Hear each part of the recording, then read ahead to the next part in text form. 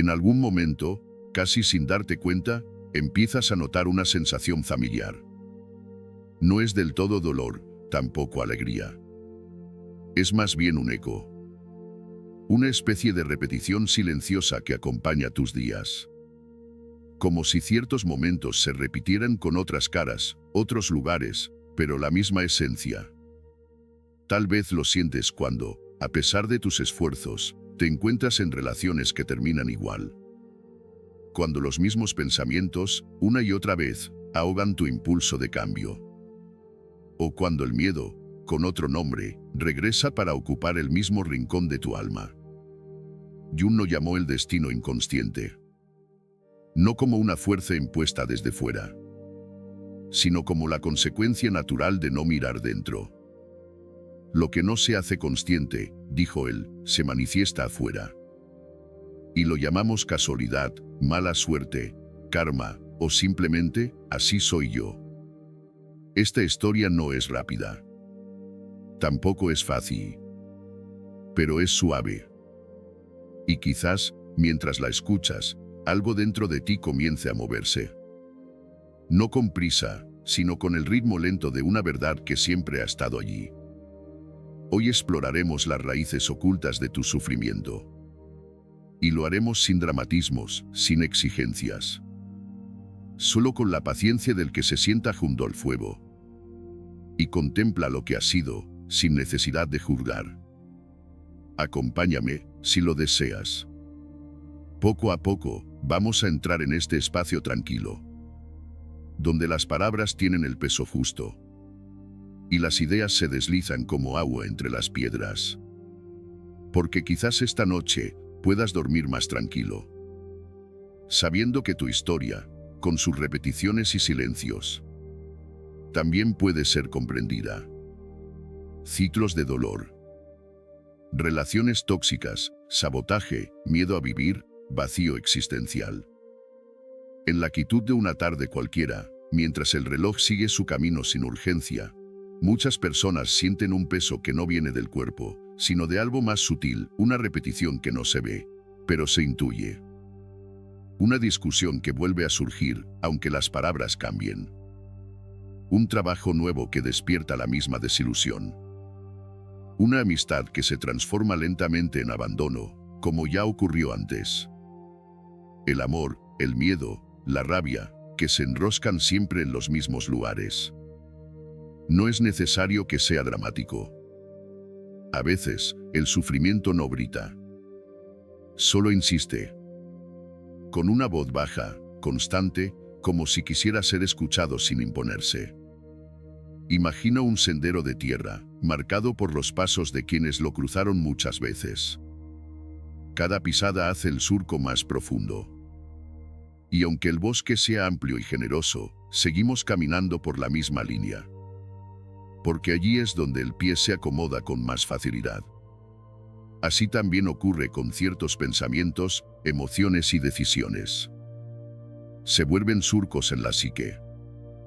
Caminos conocidos que, aunque no llevan a buen destino, nos resultan familiares. La repetición puede comenzar temprano. Una palabra no dicha. Una presencia ausente. Una mirada que nunca llegó. Y desde allí, la vida aprende a llenar huecos con lo que encuentra. Algunos llenan el silencio con ruido constante. Otros repiten relaciones donde el abandono o la violencia se camuflan de afecto. Muchos viven con la sensación de que no merecen algo mejor, aunque no puedan explicar por qué. La mente busca seguridad, incluso en el dolor. Porque lo que duele, si es conocido, parece menos amenazante que lo desconocido. Así nacen los ciclos de autosabotaje. La procrastinación constante. El miedo a salir del lugar incómodo, porque fuera de él no sabemos quién seríamos. Y no es culpa. No es debilidad. Es la forma en que la psique intenta protegerse, aunque lo haga construyendo jaulas en lugar de puentes. En la obra de Carl Jung, esta repetición tiene una raíz clara. Lo inconsciente toma las riendas cuando lo consciente decide mirar hacia otro lado. No somos culpables de lo que heredamos, pero sí responsables de lo que repetimos sin cuestionar. Mientras más ignoramos esos patrones, más se disfrazan de destino. Y sin saberlo, empezamos a vivir no desde la libertad, sino desde los reflejos condicionados por heridas no sanadas. Es posible que tú, mientras escuchas esto, recuerdes momentos que parecían distintos, pero terminaron igual. Relaciones, decisiones, caminos abandonados por miedo o por cansancio. Es natural. El alma repite lo que necesita comprender. Y a veces, lo repite una y otra vez.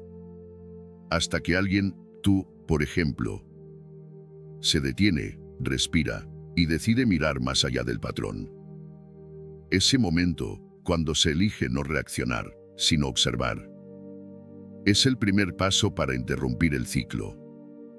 Y aunque ahora solo estemos al comienzo, has llegado al umbral de esa posibilidad.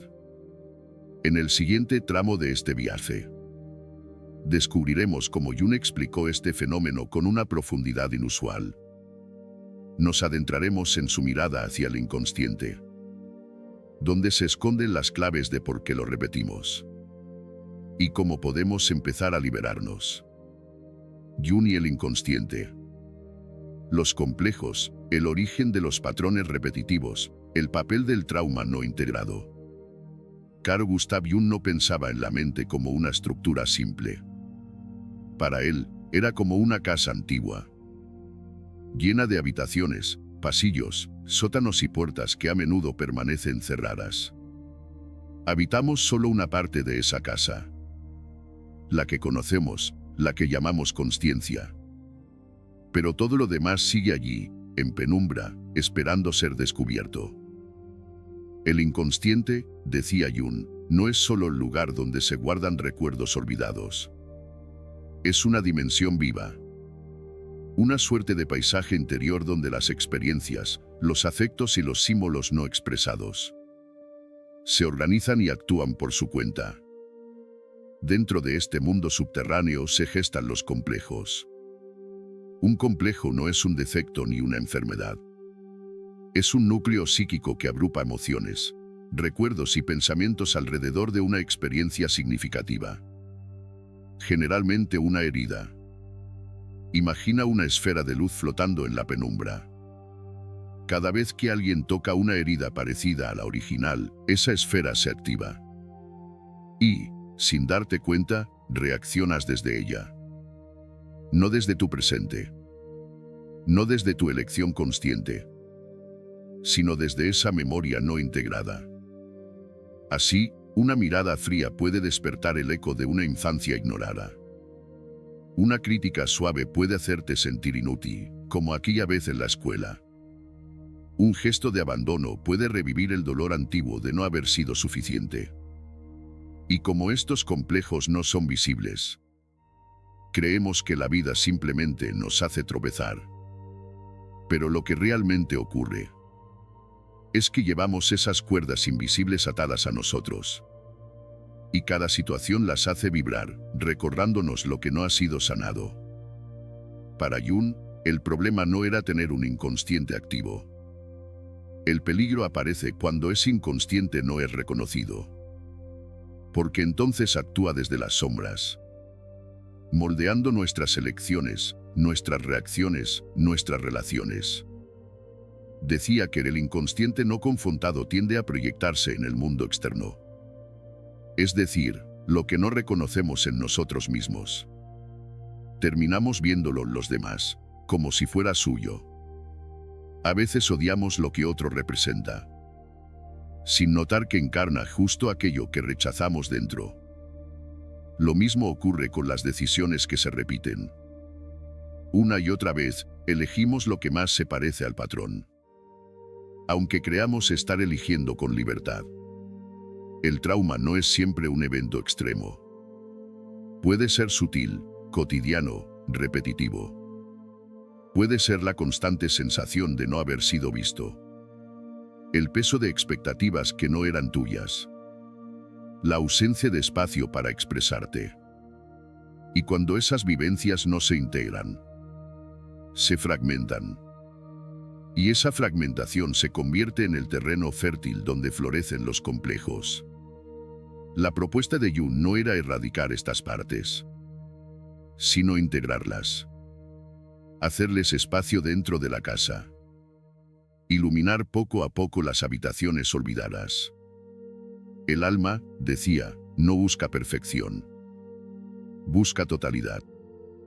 Y para eso, es necesario reconocer que el dolor repetido no es solo castigo, es también mensaje.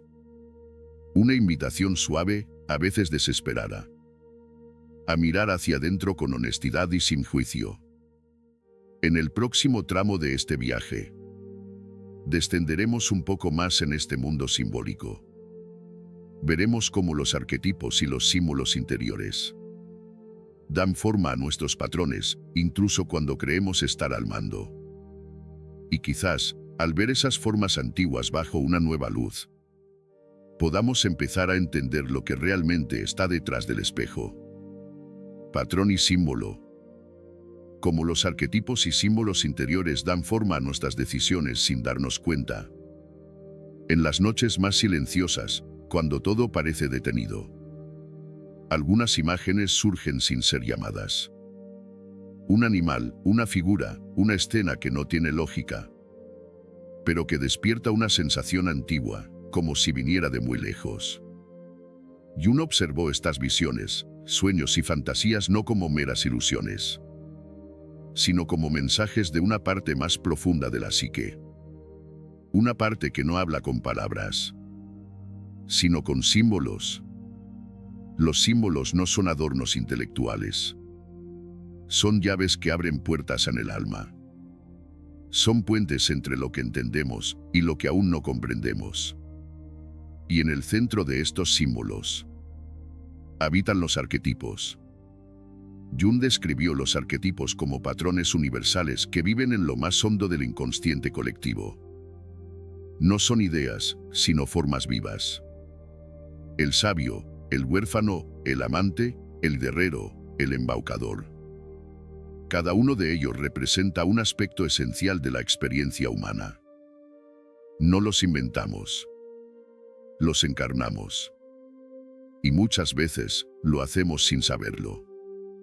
Imagina a alguien que siempre busca cuidar a los demás, incluso a costa de sí mismo. Ese alguien puede estar atrapado en el arquetipo del cuidador herido, repitiendo una y otra vez una historia donde dar es más seguro que recibir. O alguien que destruye lo que ama, preso del arquetipo del saboteador, que teme tanto al amor que prefiere anticipar la pérdida. Estos arquetipos pueden convertirse en guías, pero también en jaulas, si no los reconocemos. Y como todo símbolo, el arquetipo se repite hasta que es escuchado. Así, la vida se transforma en una especie de teatro, donde los mismos personajes aparecen con nuevos disfraces, pero representando la misma obra. El símbolo más simple, un árbol, una serpiente, una casa en ruinas, puede contener una verdad que nuestra mente aún no está lista para decir en voz alta. Por eso los sueños, las historias, los mitos y los cuentos antiguos siguen tocándonos, porque contienen lo que Jung llamaba el mapa del alma. Cuando no comprendemos el símbolo se repite en forma de experiencia, y así el patrón se perpetúa. Por eso, una y otra vez, caminamos hacia relaciones que terminen de forma parecida. Tomamos decisiones que sabotean lo que anhelamos. Repetimos escenas internas, como si algo dentro de nosotros intentara que al fin entendamos. Pero no se trata de buscar soluciones rápidas, sino de aprender a ver, a escuchar lo que los símbolos intentan decirnos, a descubrir en cada patrón una clave, una dirección, y a veces, incluso, una advertencia. El alma no usa lenguaje lineal. Usa imágenes, sensaciones, gestos que se repiten. Y si nos detenemos a contemplar esas formas, sin juzgarlas ni querer cambiarlas de inmediato, puede comenzar algo distinto. Una nueva relación con lo que habita en lo profundo. Una posibilidad de dejar que el símbolo cumpla su función. Mostrar lo que ha estado oculto y espera ser integrado. En el último tramo de este viaje, exploraremos cómo hacer precisamente eso. Romper el hechizo. Volvernos conscientes de lo que nos movía en la sombra. Y empezar a vivir con más claridad y menos repetición. Romper el hechizo. Cómo hacer consciente lo inconsciente, pasos prácticos y reflexivos para cambiar. A veces, lo que se repite en silencio no necesita una solución inmediata, sino una nueva forma de ser visto. Romper el hechizo del sufrimiento no implica romperse a uno mismo, sino empezar a observar con delicadeza lo que hasta ahora solo habíamos soportado. Jung no ofrecía un camino rápido ni una fórmula mágica. Su propuesta era un viaje. El camino de individuación.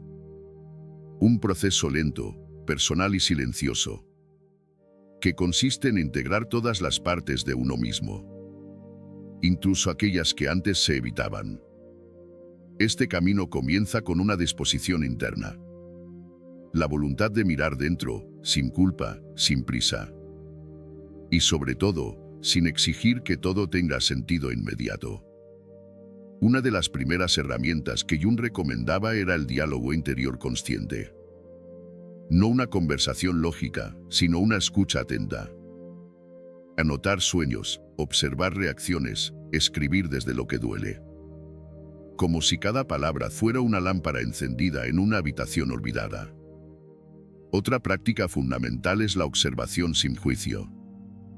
Cuando el patrón se repite, esa discusión, esa elección, ese pensamiento, en vez de corregirse o evitarse de inmediato, se observa. Como si uno contemplara una escena desde la distancia. Este espacio de observación abre una brecha entre lo automático y lo voluntario. Y en esa brecha, nace la posibilidad del cambio. Jung también hablaba del valor del ritual simbólico. No como una costumbre religiosa, sino como un acto íntimo donde lo interno se expresa en lo externo. Encender una vela en nombre de un cambio. Dibujar lo que no puede ser dicho. Caminar en silencio por un bosque sin esperar respuestas. Solo para estar presente con lo que es. Cada gesto de consciencia es un hilo que se teje hacia una vida más integrada. No se trata de eliminar la sombra, sino de convivir con ella sin que nos gobierne. Con el tiempo, al comprender nuestros símbolos y acoger nuestras heridas, dejamos de vivir bajo el guión de lo inconsciente y comenzamos a escribir nuestro propio relato. Uno en el que el sufrimiento no desaparece por completo, pero deja de repetirse como castigo. Romper el hechizo es reconocer que hay un ritmo más lento, más profundo, donde todo lo vivido cobra sentido. No por lo que ocurrió, sino por cómo lo integramos. Y aunque el viaje es largo, cada instante de atención, cada símbolo reconocido, cada emoción aceptada, es un paso más hacia una vida que no gira en círculos, sino que se despliega hacia adentro, como una espiral que conduce al centro de uno mismo. Y aquí llegamos al final de este viaje hacia las profundidades de nuestra psique. Hemos caminado juntos por los senderos que Jung nos trazó hace décadas, senderos que siguen siendo relevantes porque hablan de algo eterno en la condición humana. Tal vez ahora comprendas por qué ese dolor que creías superado vuelve a visitarte en formas diferentes. No es que seas débil o que no hayas aprendido. Es que hay algo en ti que aún pide ser visto, algo en la oscuridad de tu inconsciente que susurra: aquí estoy, necesito tu atención. Los patrones no se rompen con fuerza bruta.